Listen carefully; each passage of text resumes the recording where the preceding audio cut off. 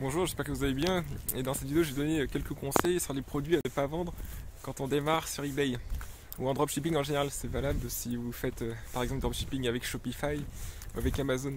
Parce qu'en fait, chacune de ces plateformes veut établir la confiance avec les nouveaux vendeurs et ils vont voir si vous êtes à risque ou pas. Donc ils ont un algorithme avec ce qu'on appelle des red flags. Donc ils ont plusieurs critères. Et pour chaque critère, eh bien, il y a un red flag qui se lève, c'est-à-dire un drapeau rouge en français. Et s'il y a trop de drapeaux rouges, eh bien votre compte peut être bloqué. Donc rassurez-vous, si vous suivez quelques principes de base, eh bien normalement vous n'aurez pas de problème de blocage au début. Mais encore faut-il connaître ces règles-là, parce qu'en fait c'est tacite.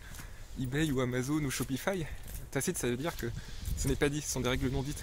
Ils ne vont pas écrire noir sur blanc ce qu'il faut faire, ce qu'il ne faut pas faire. Certes, ils ont les règles officielles que vous pouvez trouver par exemple sur eBay, règles pour les vendeurs, mais il y a aussi les règles officieuses. Et ça dépend, comme je vous ai dit, de plusieurs critères avec des drapeaux rouges. Et le tout, c'est d'avoir le moins possible de ces drapeaux. Donc il y a plusieurs critères. Donc on peut par exemple parler de si vous faites du dropshipping ou pas, si par exemple vous vendez des produits à risque ou pas, si vous commencez à encaisser beaucoup d'argent rapidement ou alors vous démarrez plus doucement. Parce qu'en fait, encaisser de l'argent trop vite, c'est aussi un drapeau rouge pour eBay.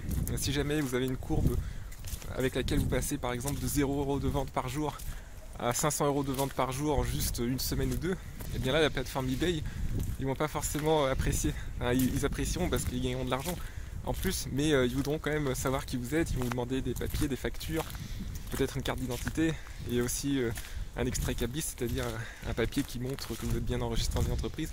Mais vous, ce que vous voulez, c'est quand même éviter tous ces embêtements autant que possible. Alors déjà, première chose à faire, donc là on va parler dans cette vidéo des produits à ne pas vendre, donc prenez bien des notes, c'est important. Alors première chose à faire, c'est d'éviter les cosmétiques.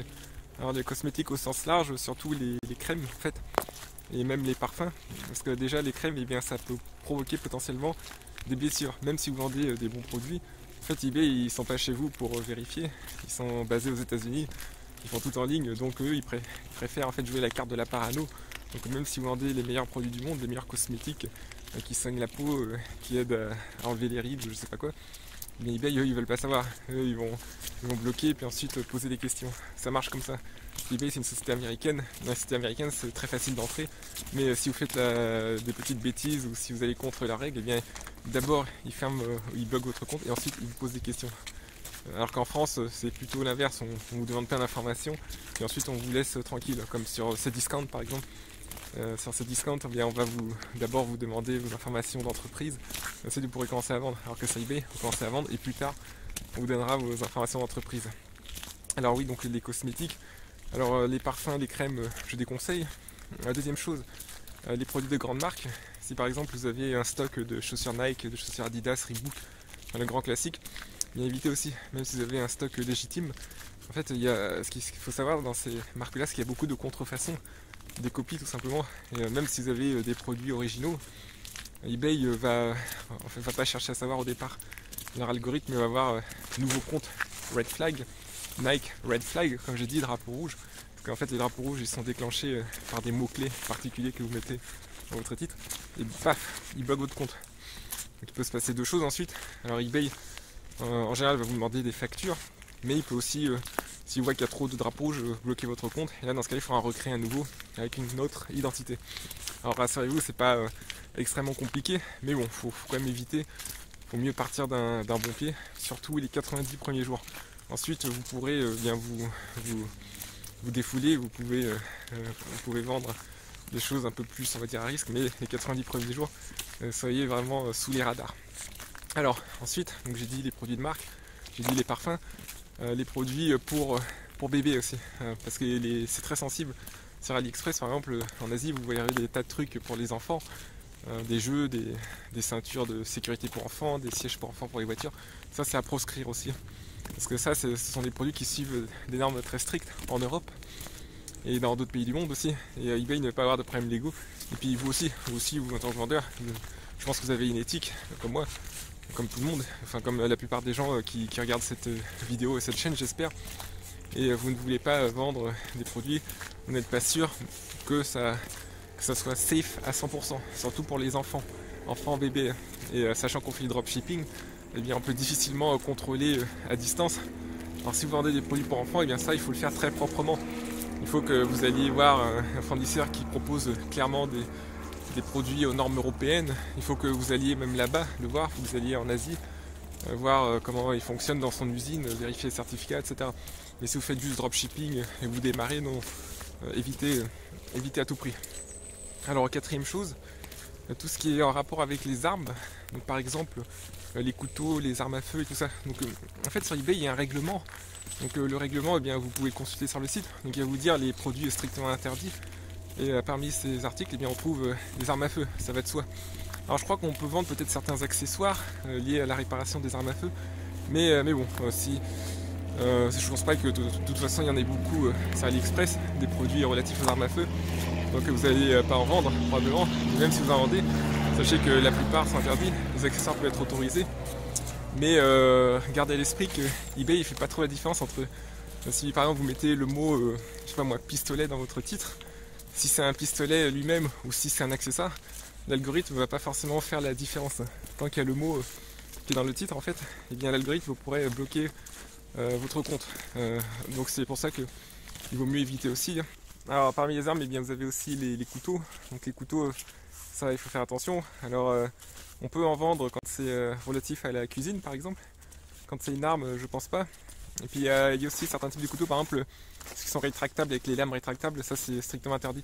Donc probablement ça comprend les couteaux suisses. Alors ça je sais pas, je suis pas trop au courant. Donc il faut regarder le règlement. Si vous voulez, vous pouvez me poser la question si vous n'êtes pas sûr et je peux consulter le règlement et vous aider avec ça. Ouais. Donc il faut faire attention avec ce genre d'article. Chose suivante, alors j'ai déjà balayé plusieurs types d'articles. Donc oui, l'alimentaire. Par exemple, si vous avez des épices, si vous avez des produits exotiques que vous souhaitez vendre, il faut éviter aussi. Comme je l'ai dit encore, c'est par rapport aux crèmes, tout ce qui touche au corps humain, de près ou même d'un peu plus loin, eh bien c'est quelque chose que eBay regarde avec beaucoup d'attention. Donc si je sais que parmi vous, il y en a sûrement beaucoup qui ont peut-être des épices particulières, qui ont des bonbons ou même qui veulent vendre des spécialités qu'ils préparent à domicile. Mais ça, je pense qu'il existe d'autres plateformes. Vous pouvez le faire en dehors d'eBay, mais là, c'est à éviter. Alors, gardez à l'esprit aussi que parfois, quand vous allez sur eBay, vous voyez des gens qui vendent des articles qui sont non recommandés, que je viens de vous dire, là, que je viens de vous mentionner. Parce que sur eBay, comme je vous ai dit, au bout des 90 premiers jours, vous êtes scruté par la plateforme. Et ensuite, la plateforme aura beaucoup plus confiance en vous, donc vous aurez beaucoup plus de latitude. Si vous êtes un vieux compte avec 10 000 ou 15 000 feedbacks, et bien là, vous pourrez mettre en ligne quasiment ce que vous voulez. eBay ne va pas vous titiller. Mais ça, il faut déjà avoir de l'ancienneté sur la plateforme. Quand vous êtes nouveau, soyez prudent. Jouez la personne très discrète.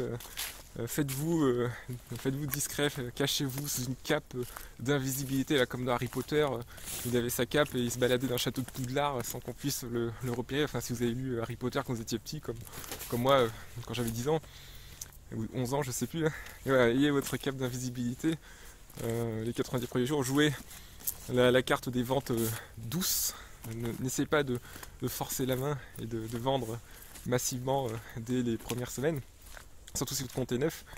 Et c'est pareil avec Shopify. Pourquoi Shopify? Parce qu'en fait, sur Shopify, vous utilisez un opérateur de paiement qui s'appelle PayPal ou Stripe. Et les deux, c'est pareil. Ils appliquent les mêmes recommandations, enfin directives qu'eBay.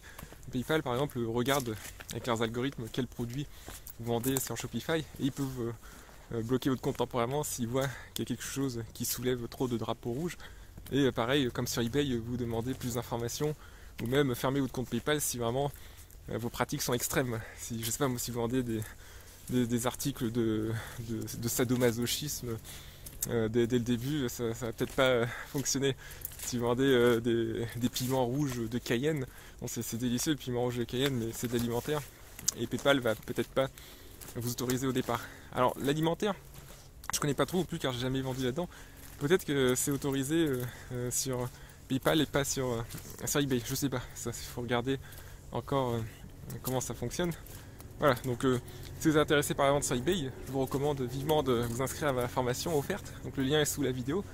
Donc vous vous inscrivez par email et vous recevrez 3 vidéos sur 3 jours où je vous explique comment monter professionnellement un compte eBay afin de vendre dessus et de gagner de l'argent avec. Et sur ce, eh bien, je vous souhaite une excellente journée.